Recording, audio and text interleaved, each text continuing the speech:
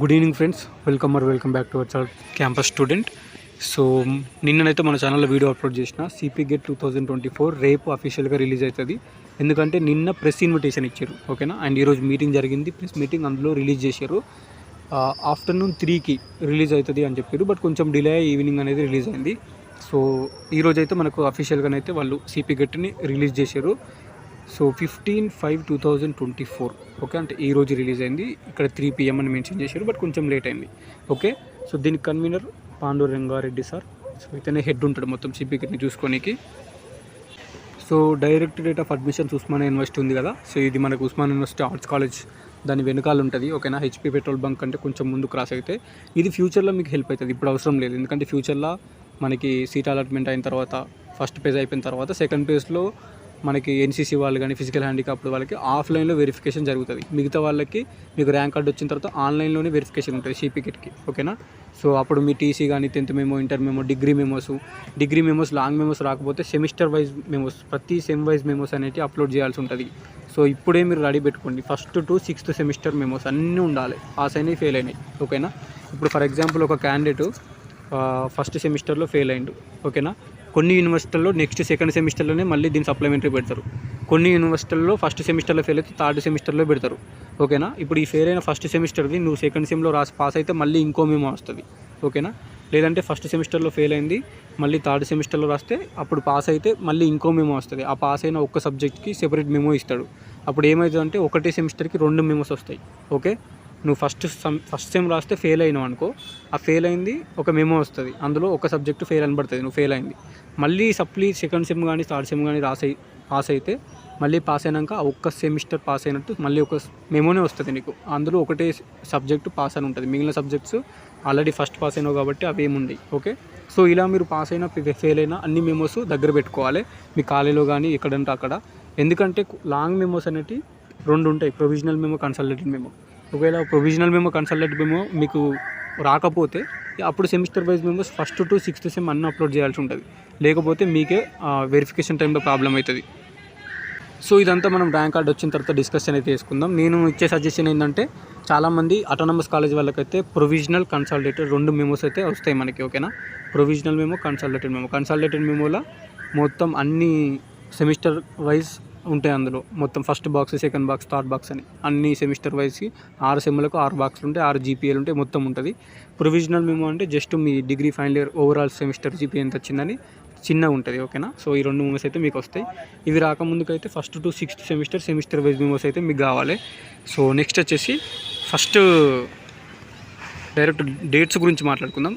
18th మే రోజు మీకు site అనేది ఓపెన్ అవుతుంది. గూగుల్లో ఇవో CPGET 2024 అని సెర్చ్ చేస్తే ఫస్ట్ వెబ్సైటే వస్తుంది.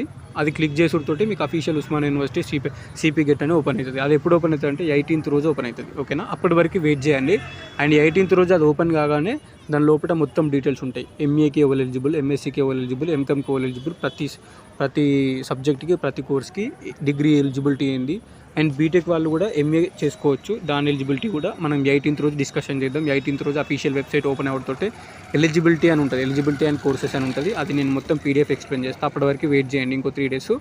సో నెక్స్ట్ వచ్చేసి జూన్ 17th రోజు లాస్ట్ డేట్ ఉంది, okay. So June 17th last date ఉంది. నెక్స్ట్ వచ్చేసి సో లేట్ ఫీ తోటి June 30 వరకు ఉంది. అంటే జూన్ మొత్తం మనకి అప్లికేషన్కి వెళ్తుంది. June 30 వరకు ఉంది application date. So without late fee June 17th last date, okay. Entrance examination ఎప్పుడు ఉంది అంటే July 5th రోజు ఉంది, ఓకే. July 5th అంటే మీకు ఇప్పటి నుంచి ప్రిపేర్ అయినా కానీ సిపి గెట్లో టాప్ 100 ర్యాంకు, టాప్ 50 ర్యాంకులు వస్తాయి. ఎందుకంటే చాలా డేస్ ఉంది, ఇంకా ఆల్మోస్ట్ 45 days 50 days ఉంది. సో సింపుల్గా మీరు ఈజీగా క్రాక్ చేయొచ్చు ఎగ్జామ్లో. నార్మల్ ర్యాంక్ ఎవరైనా క్వాలిఫై అవుతారు. 100కి 25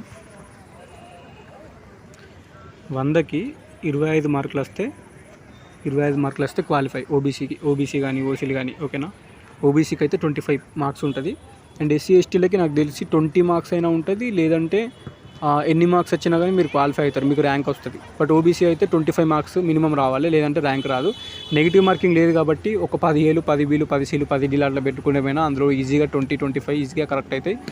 ఒక 5-6 క్వశ్చన్లన్నా 100లో మీకు తెలిసినవి వస్తాయి. ఓకే, సో ఈ మార్క్స్ తోటి జస్ట్ క్వాలిఫై అవుతారు. ఏదో ఒక నార్మల్ ప్రైవేట్ కాలేజ్లో సీట్ వస్తుంది. కానీ మంచి కాలేజ్లో సీట్ రావాలి, మంచి యూనివర్సిటీ మెయిన్ క్యాంపస్లో చదువుకోవాలంటే టాప్ 100 టాప్ 200 ర్యాంక్ ఉంటే ఓయూ కానీ వస్తుంది. ఓకేనా, లేదంటే టాప్ 3 to 400 500 ర్యాంక్స్లో ఉంటే 100స్లో ఉంటే KU Kakatiya university, TU Telangana university, లేదంటే Mahatma Gandhi, Palamuru university, Satavahana university. So మన మెయిన్ యూనివర్సిటీ మెయిన్ క్యాంపస్లో చదివితే అది వేరే ఉంటుంది.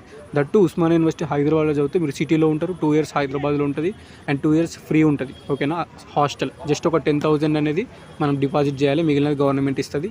అది సింపుల్గా అయిపోతుంది. దాని గురించి మనం డీటెయిల్గా తర్వాత మాట్లాడుకుందాం. సో ఇప్పుడైతే ఇది.